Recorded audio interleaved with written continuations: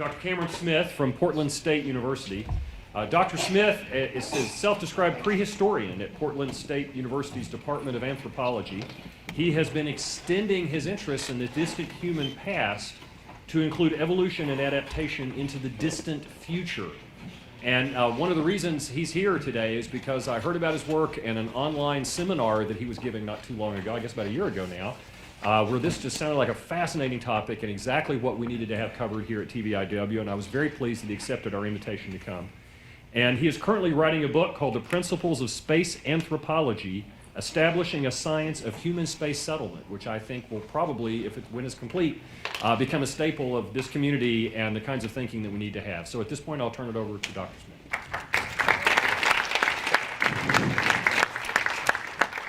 Thank you.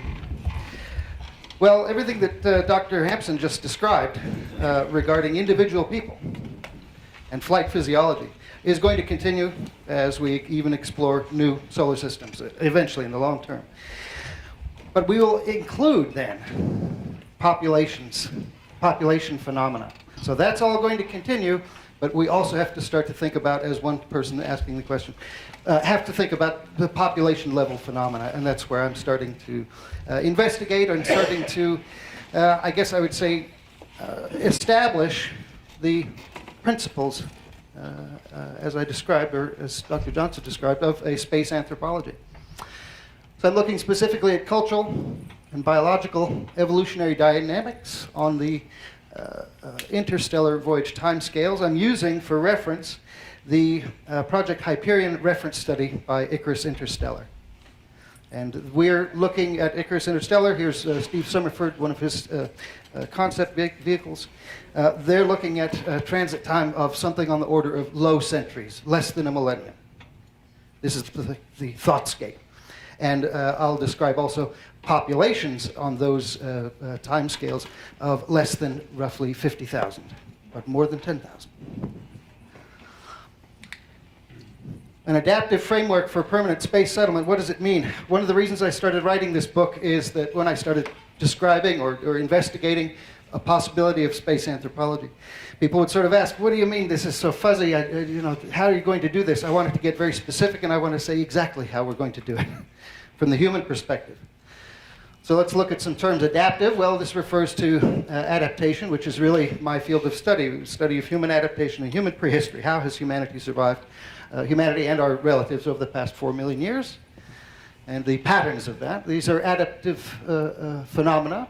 As a noun, or adaptation could be a noun, it describes or refers to a feature, anatomical, behavioral, or technical, allowing life in conditions where life was not previously possible. One way to think of adaptation. Another way is to think of it as a verb, a description, a process of adapting. In non-human life forms, somatic or bodily adaptations are very well known. Look at the beaks on different kinds of birds. These are adaptations to characteristics of their environment.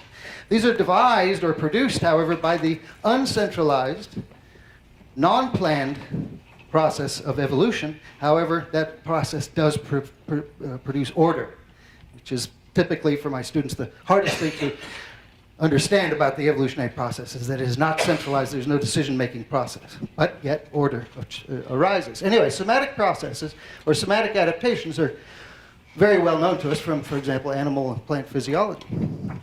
But with humanity, we have a completely separate, or I should say co-evolving second track of information and possibility for adaptation, which is extrasomatic. Here are stone tools. My work in prehistory puts me into contact with a lot of the precipitates, the material objects that people have used. And for example, here, Homo erectus has used more than 1 million years ago in Africa to adapt to their environment. So this is extrasomatic, beyond the body, extrasomatic adaptation, cultural adaptation.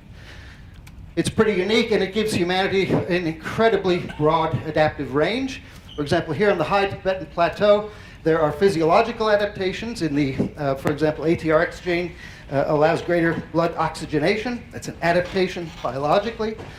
There are cultural adaptations. For example, there are myths and legends about the mountains and about the valleys and the rivers, and they culturally charge that landscape, and they tell people where to go, where not to go. Those are adaptations to that environment. You could go there without those, but you would be lost, stumbling. You wouldn't know where to go and where not to go, perhaps. Technological adaptations, we're all very familiar with those, and those include, in this diagram, those include, for example, domestication of this animal, or that road up there. That's a technological adaptation. You can get around, you can clamber around in those hills, but you might make it much easier by this road. Plenty of studies show us this kind of thing. Chest circumference and lung volumes, for example, and all these characteristics are adaptations of high Tibetan peoples. We know about all of this. All right, so that's adaptation. What do I mean by framework? Well, a guiding statement, guiding statements and knowledge, a substrate or a design space. Basically, it's a set of specially prepared information used or will be used to help guide our decisions for these long-term projects. For example, in modern architecture graduate texts, there are these principles. For example, in Valero and Brazier, waste nothing, adapt to the place, use free resources. These are not shackles. They're not channels or tracks like on a railroad, but they guide decisions. You see the distinction. Look at NASA's 2015 long-term vision, Journey to Mars. By the way, in that document, the terms evolution and adaptation are all over the place. I didn't count them up, but they're all over there. And the adaptive, or I should say the evolutionary approach to things, largely through the world of biomimicry and engineering, is filtering into these sorts of decisions today. But for example, in the Journey to Mars publication, there's a description of both Earth-tethered and then Earth-independent populations as a goal. Very distant, but it is there. This diagram cut off the Zubrin quote. Robert Zubrin, the president of the Mars Society, focuses on Mars. He says, anywhere but Mars, the cops are too close. Describing that, he says he wants political, economic, and biological total independence. Anyway, in one way or another, eventually Earth-independent populations is a goal. So this adaptive framework for permanent space settlement composes guiding statements and knowledge useful to shaping successful permanent space settlement. So this is a framework under construction. The book that I'm writing will be used, or is being written for graduate level students, and for wherever graduate level students are being educated, for example, International Space University. This is me starting to inject the world of adaptation and evolution into the planning process. This book will be analogous to this great book by Geratovol, 1963, Principles of Bioastronautics. That was a new word. And of course, in 1960, exobiology was a new word. There was biology, there was exo. Joshua Lederberg, a geneticist, combined the two because of his interest in space and life beyond Earth. My exoanthropology, or what I sometimes call extraterrestrial anthropology, but that's a scary term for most people. They hear extraterrestrial, they think of ET, so I can't quite use that yet. But exoanthropology will be analogous to exobiology, which used to be a fringe thing, 1960, and today exobiology is a big part of NASA, big part. All right, we begin. How do we begin to, or how do we order our thinking? We want to think about adaptation. Well, adaptation, oh geez, you can look at the term natural selection. And one book I read recently that specifically looks at natural selection of the phenomenon has 26 definitions of natural selection. So where do we go? Where do we start? How do we order our thinking? We begin with adaptive evolution. And then we identify patterns and apply adaptive principles as guidelines to space settlement. For example, biomimicry is being guided by concepts from what they call 3.5 billion years of field testing, right? 3.5 billion years of living things. Field testing, every imaginable process or thing even. Adhesives, jet propulsion, right? They all occur in nature. One way to order our thinking, I'm convinced, is to begin with larger patterns identified by anthropologists in investigating the broad patterns in human prehistory. Donald Brown at Santa Cruz identified what he calls cultural universals. These are behaviors found in all human cultures. They're not specific behaviors, or they're behavioral realms. Let me show you. These behaviors address needs shaped by human cognitive and biological parameters, since biological and behavioral modernity. So for 100,000 years, the way that we are essentially composed, cognitively and biologically, has not changed too terribly much. There has been some, but 100,000 years is modernity. Through that time, all human cultures have devised linguistic adaptations, sets of ethics, concepts of right and wrong, or concepts of property, for example, social roles, what individuals are meant to do, family structures. There are polygynous peoples, there are polyandrous peoples, some with many wives, some with monogamy. So there are, again, every human group has a system of family structure, but these differ globally. For example, language is a grammatically complex form of communication. Each vocabulary describes, classifies, describes cosmic phenomena, whatever we find in the universe. And they are classified according to cultural traditions. So landscapes, as I described, are charged with words or tales or mythology that give you more information about that landscape. They might tell you the history of the landscape in the name of a mountain. For example, if you're an aviator, you know that these words, hail, grapple, or sleet, these are all describe different varieties of freezing precipitation. That's important. That's very different. That's part of the adaptive value of language, is that it allows us to divide up the universe into finer and finer, or much more, and many more and finer descriptions of phenomena. And that allows us to adapt our behavior to the universe much better than any other life. From all of this, I would I'd begin by studying the patterns, or looking for patterns and principles of adaptation. How have, for example, these 10 or 12 major cultural universals, how have they played out in human prehistory in terms of adapting? And what has worked and what hasn't? So, for example, if we looked at language, or if we looked at, let's say,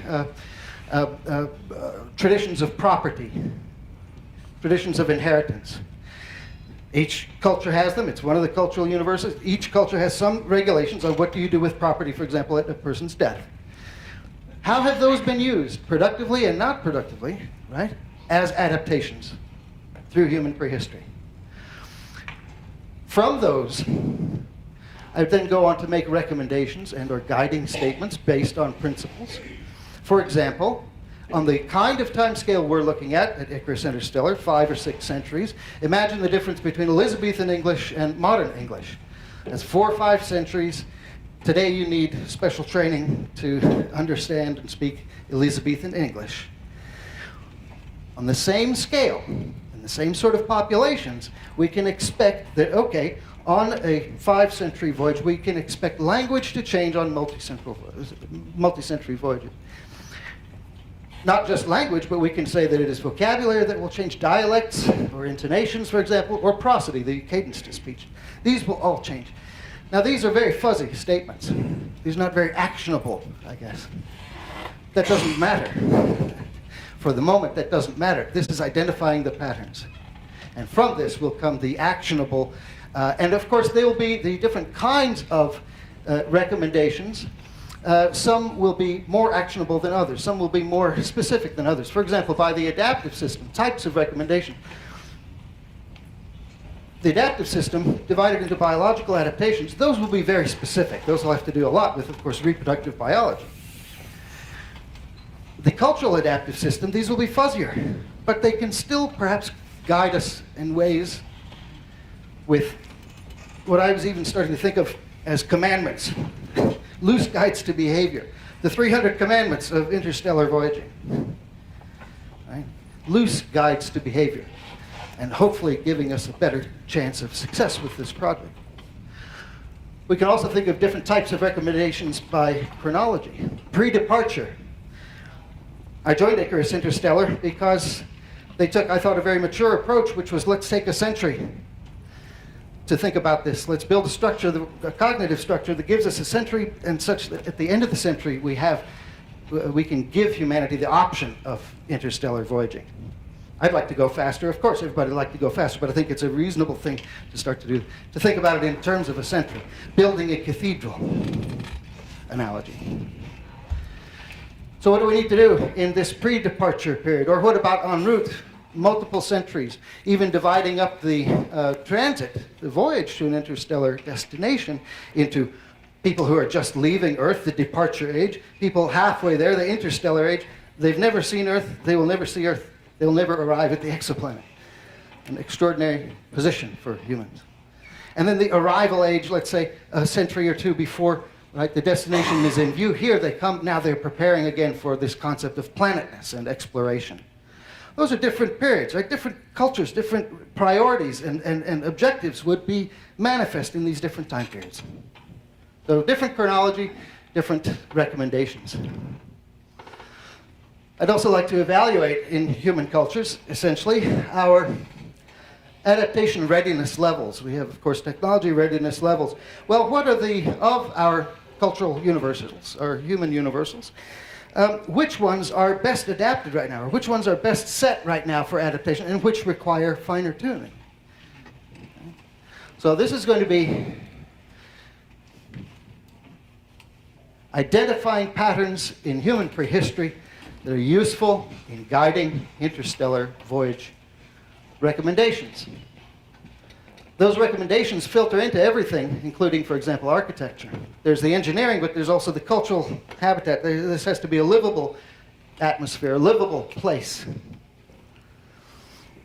Now that differs, of course, what is livable and what is considered acceptable personal space and all that. That differs by culture through time. Again, what are the patterns? What works? What has worked for humanity and what hasn't?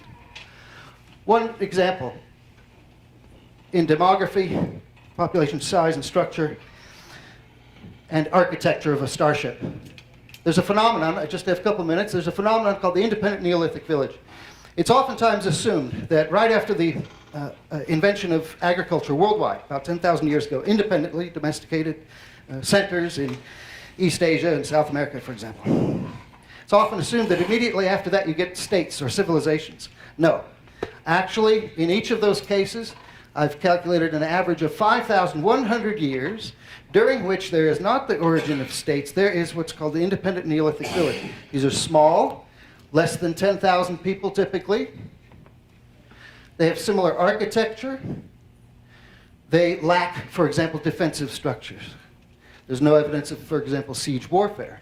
This happens in each of these areas for 5,000 years. This is a stable community size and subsistence mode for populations right after the invention of agriculture for 5 millennia in multiple independent sites across the globe. It's an important and useful observation. Here's another one in southwestern United States. Same kind of architecture for all kinds of reasons, same kind of architectural features, and very similar populations. This is what I'm talking about when I'm saying I'm going to look for the stable and sometimes unstable, but look for the patterns, what has worked in humanity, and use that to guide, right, decisions for long-term interstellar voyages. 2 minutes. Enculturation is important. You arrive at an exoplanet, all the ethical considerations, I certainly am interested in those as well, but I think that ultimately it's a responsibility to, like Oberth said, a responsibility to spread life. Life is precious, and I think it should be preserved, and civilization is precious, and I think should be preserved as well. So you arrive there and you're going to settle it. Now you're coming out of this extraordinary interplanetary age with no concept of planetness, and now these cultures require a concept of planetness again, and a culture, an ethos of risk-taking, again, as Dr. Hampson described, a culture of risk-taking in which you're willing to go out and explore the surface of a planet again. And I think that people will reinvent and reconnect with their ancient technologies through reading the history of the early exploration of Earth. Promoting a culture of exploration. How do you do that in Polynesia? There are all kinds of ways that they encourage risk-taking in this variety of culture. They encourage risk-taking, and in fact, the best way to die in this culture would be lost at sea. Last thing, statement of purpose, an adaptive framework for permanent space settlement. applicable to interstellar voyaging and based on understanding adaptive evolution in biology and culture, will help to productively shape ideas for human space settlement on ecological, multi-generational timescales unfamiliar to many who are doing space settlement planning. That's what I'm working on now. I wish I could give you all the recommendations, but check in a few years when the book is finished. I think that's it. One last thing. Do I have one moment? Thank you. At the very beginning, there was a description of Tsiolkovsky, the dreamer of Kaluga, dreaming. And dreaming, awfully important. And I'm starting to see the real significance of combining the science fiction that is combined in TVIW, combining science fiction with science fact. Dreaming is where it all begins. These are crazy things to think about. Putting rockets into space, or people on Earth, or people in multi-generational interstellar voyaging. It begins with these dreams. It begins with, from the Wright brothers in 60 years, 2 generations of very crazy people dreaming these things up. Here's the poet John Keats, and he made a statement, or it's part of a poem that really has struck me for a long time, and I think this is where we are. Fanatics have their dreams, wherewith they weave a paradise for a sect. I'm happy to be among you fanatics, weaving this paradise for ourselves of ideas that we can actually take action on. So thank you. I'll try to answer a couple of questions. We have time for 1 and maybe 2 questions. I just have to wait till the mic reaches somebody. There. So just a couple of quick comments. First of all, as you noted, people evolved on this earth for a specific purpose. And it's not clear at all to me that people are the appropriate biological forms to send on interstellar journeys. But I'll talk a little bit more about that tomorrow, but I'd just like to throw that out there for the moment. Secondly, when you consider journeys that are long in time scale compared to technological folding times, I think it becomes very important that we understand what that relationship is like.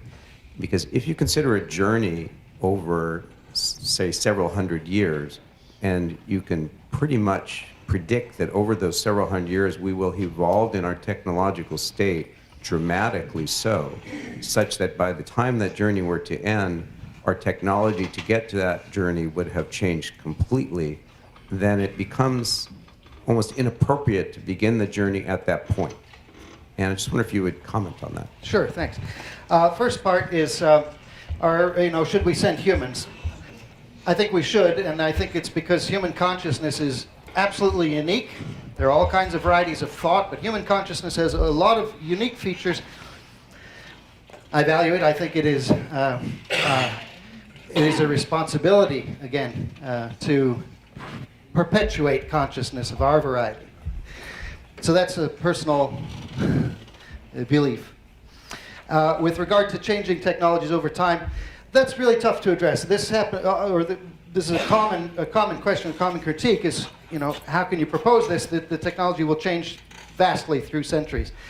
Well, you have to start somewhere. You have to start with a design for a ship and a number of people that can survive catastrophic failures on the way there. You must begin somewhere. And if I'm always looking at, what gene splicing technology might occur X number of centuries from now, I'll never begin. So that's why I work with, again, Icarus, who have, reference studies.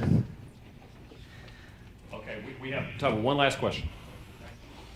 I'm aware of only 2 really long-lived institutions since the Neolithic that maintained a culture.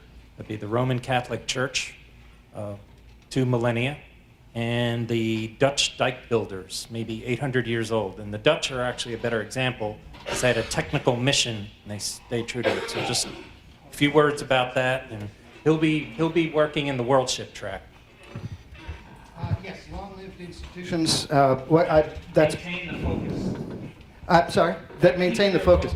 In the edited volume, Going Interstellar, there's one story, I forget the author, but there's one story in there about a long-lived religious tradition of Buddhists who build one of these starships, and they have the long-term attention to make it.